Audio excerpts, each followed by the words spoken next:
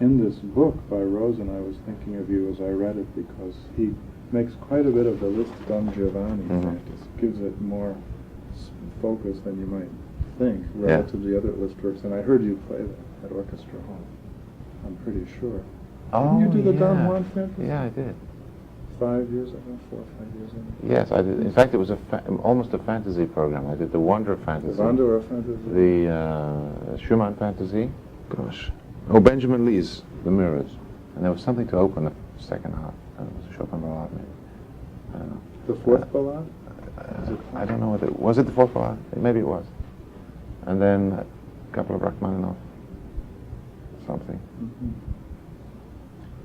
And then this Don Juan. Or maybe it was just straight into the Don Juan. But the Don Juan fantasy, he goes into it quite a bit, particularly looking at not just the thematic transformation, which he thinks is kind of missing the boat, or you know, is sort of a superficial analysis, but it's the character transformation, the dramatic transformation of this. And I found it kind of eye-opening for me, because we all learned, oh, isn't this clever? There's a cyclic, you know, transformation of the theme, and he says that's really rather easy to do. It's really the character and the way he transforms dramatically that's well. And he uses the Don Giovanni fantasy as one of his main examples. Oh yeah, well it's a particular favorite. I think it's a difficult. It's got difficulties in some ways. That piece, the last section is so much faster in the opera, the Champagne aria.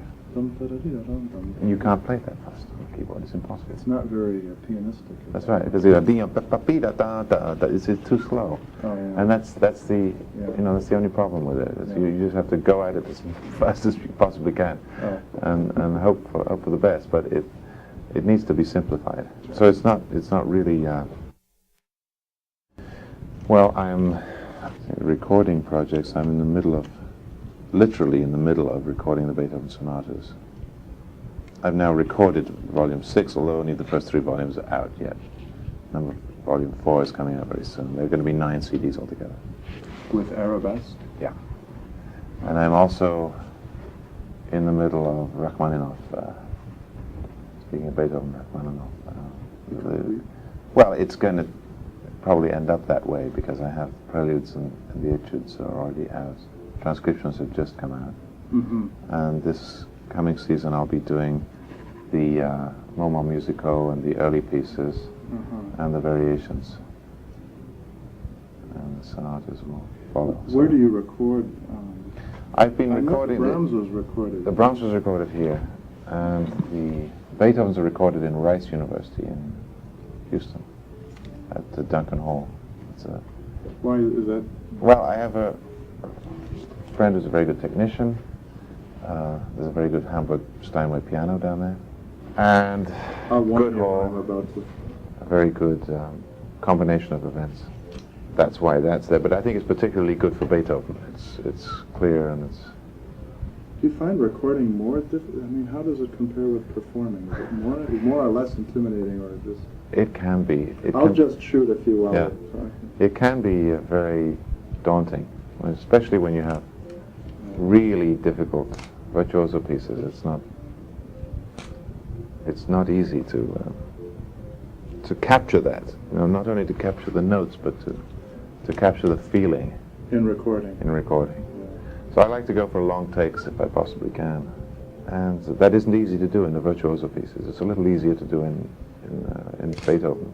Curious. I mean, how much splicing goes on in a recording session? Oh, it varies.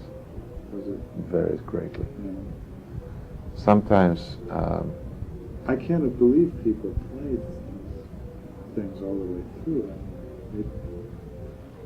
Well, you can play them all the way through, but it may take. You know, there might be a virtuoso piece which you can get all in one take. It sometimes happens. Not very often. If the mood is right. Yeah, but sometimes you have to splice for any number of reasons. I mean, it could be for a noise in the hall, or because the piano, a particular note has an ugly sound on every take except one. You know, and so you have to, or out of tune or something like that. You know, there's always something. When I recorded in London, I usually record in churches, and there was one time where the flight path to Heathrow came across this church, directly across this church in the afternoon. We had birds in the roof. We had problems with the piano. So every time you have to stop and wait, oh, let's wait a minute while this goes by. Yeah. So, you know, it's amazing you get anything done. Like Ravinia has the trains going through in Chicago. Yeah, that's right. They can't stop. But then most performances are being taped in this day and age, aren't they? I mean, when you go out in Orchestra Hall, it's going to be, where you're playing with an orchestra, they're taping it, so you know that that's going to be on the, odds are it'll be on the radio somewhere.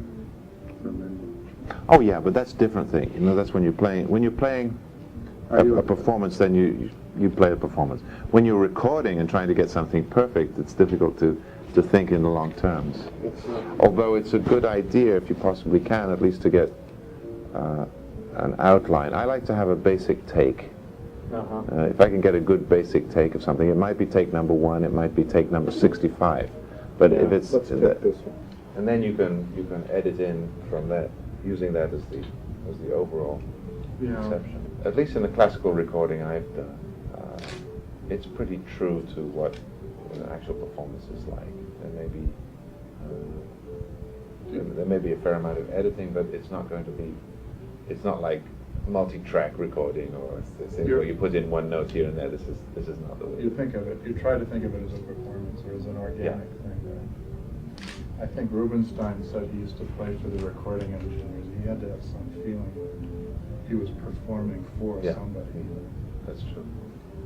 Well, my wife has been the producer on.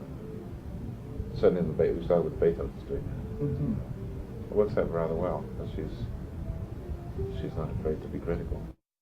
What age did you become serious about music? Well, I started playing by ear when I was about 4 and a half. And then I started lessons when I was 5. And I think I knew that I wanted to do music. And then was it mostly piano?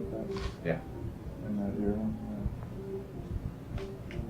Was it Yale that brought you to the United States? Yes. Had you made contacts with Claude Frank there? Or? No. As I said, it was the Oxbridge connection, Oxford, Cambridge, Yale, Harvard, which struck me as, and Harvard didn't have any performance school, Yale did. Yeah. And so, and my wife, the wife to be was parents lived in America. So there was sent to companies directly. You had met her in London. So your wife, Claude, is American, and she was studying music in England? Yeah. She's actually French, French parents.